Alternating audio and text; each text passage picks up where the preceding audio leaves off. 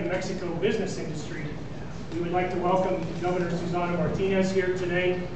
We would like to thank the governor and all of our elected leaders for their persistence and their help in this very important piece of legislation. Our industry and the agricultural industry knew there was a need for something like this, and we appreciate very greatly the help and dedication of the governor and again all of our leaders, and we thank you all for being here today. I would like for all of you to help me in welcoming Governor Susana Martinez.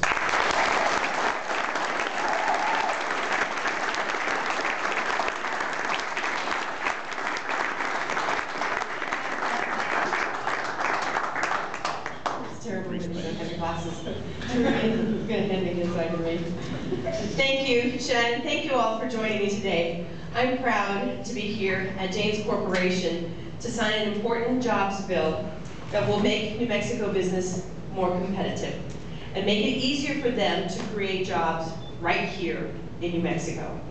I'd like to acknowledge our guests from the business community who have also joined us today. And I also want to thank Senator Keller, Tim Keller, who was instrumental in passing the bill through the legislature and received unanimous support, as well as Representative Larry Larrañaga, who is not here, as well as Representative David Doyle, who is on his way and isn't quite here yet. As I mentioned, we're here today to sign into law an important piece of legislation that will give New Mexico businesses an important tool to make sure that they're more competitive. This bill will give a 5% preference to in-state businesses who bid on contracts with state and local governments. It's an important tool for New Mexico business companies as we work to encourage the job creation and turn our economy around.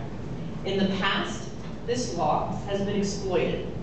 Companies from out of state could set up an empty office or merely get a New Mexico address and compete with true New Mexican businesses and receive that 5% preference when it was meant for New Mexico businesses to receive.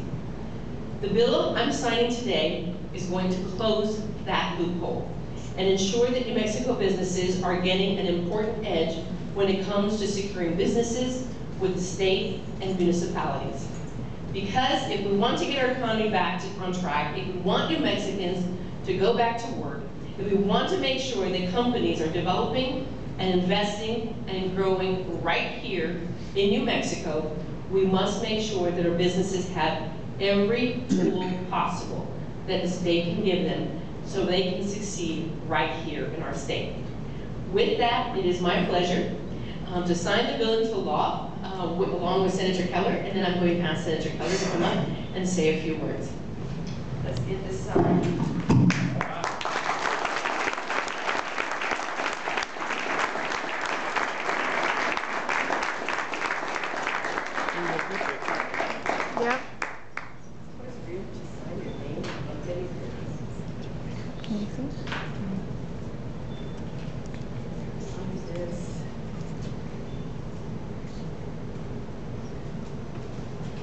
Mexico businesses are open for business.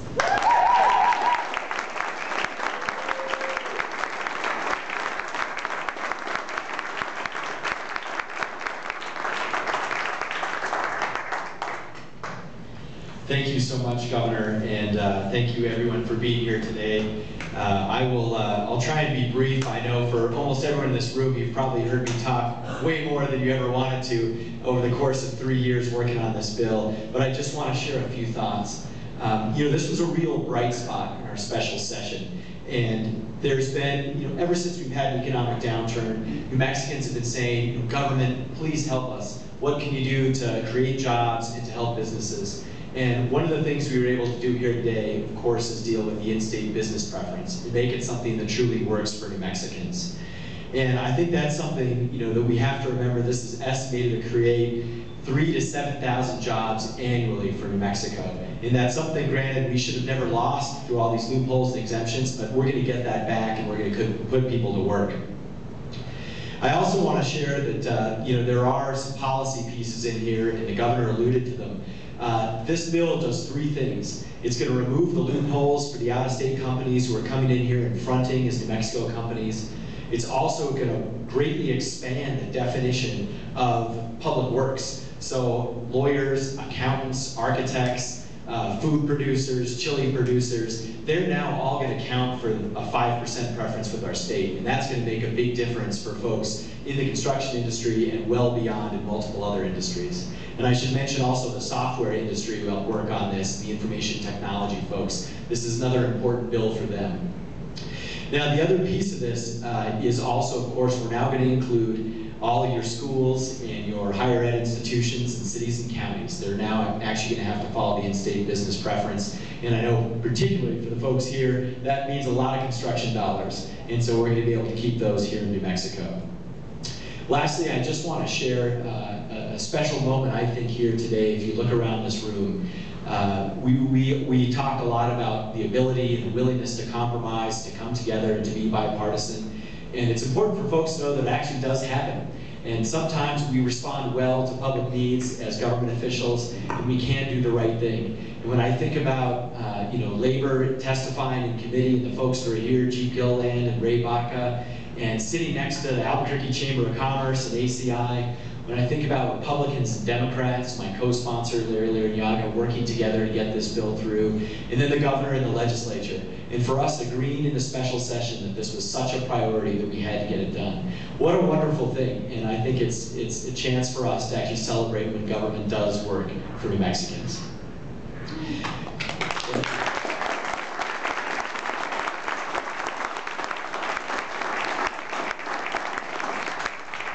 Now, I'd be remiss, I have to give a few thank yous, and I'm sure I'm going to leave a lot of people out because there's a small army behind this. But I've been working on this, as I mentioned, for 3 years, and folks have been wonderful to work with. And I want to start, of course, with our governor.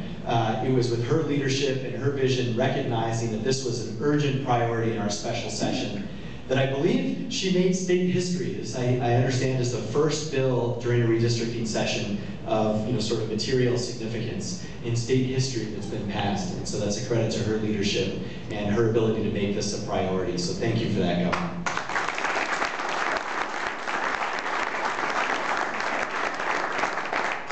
There's 3 legislators who aren't here today, but I do want to thank them. The primary one being Larry Larrañaga, our co-sponsor.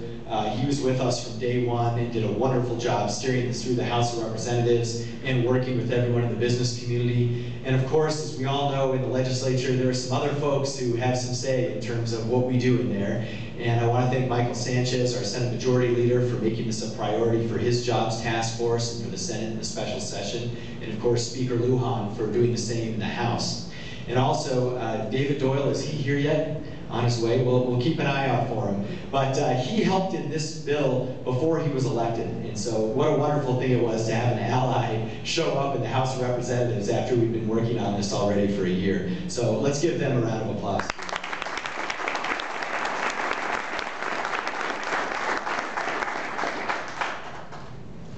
And there's a few folks in the business industry too who, when I first ran this bill, we couldn't agree if we should take the preference to 0. That was about half the crowd, and then the other half wanted to raise it up to 10.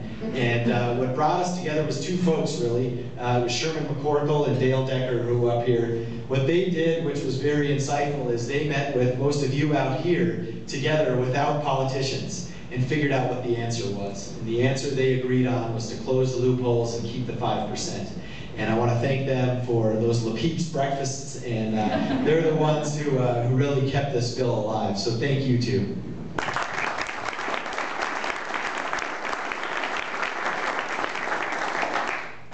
Now I'm gonna run through this small army that helped here, and I just want to mention, folks, and pardon me if I leave you out, but we had the CPA Association, MCA, the chili producers, the New Mexico Ag Council, Farm to Table, the building trades, the sheet metal contractors, AFSCME, NAIOP, the home builders, NABO, Presbyterian Hospital, the subcontractors here. I see Jason back there. Also the Recycling Coalition, the MOGA, the Chamber of Commerce, Terry Cole, ACI, the highway contractors, Jim Gianelli, Mark Shoemate, Kirk McWeethy, Brownstein Hyatt Law Firm, and Mark Shoemate, and also Gary Tonjes and the New Mexico Tax Policy Institute, Creamland and the Retail Marketing Association, and Vince Murphy. I think I hit everyone there, along with the folks who I want to thank last and give a special thanks to is AGC. These folks have played a leadership role in this bill. We call them sort of the quarterback on the team. And AGC, with their leadership, Shad, I believe, is the president, and Vicki Mora, who's back there. What you guys have done in the leadership role you've taken has been absolutely tremendous for our state, and a lot of other groups owe you a debt of gratitude for the work that you did here today. So thank you very much, AGC.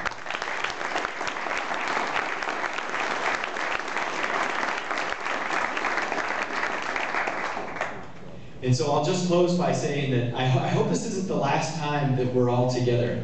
And those of you who've worked on this know what I mean, and particularly the labor folks, you guys working with business. I just want to reiterate how special that was to see the building trades and Vicki Mora and folks from ABC all testify for this. Let's look for some opportunities to do it again, and Governor will be looking for your help too.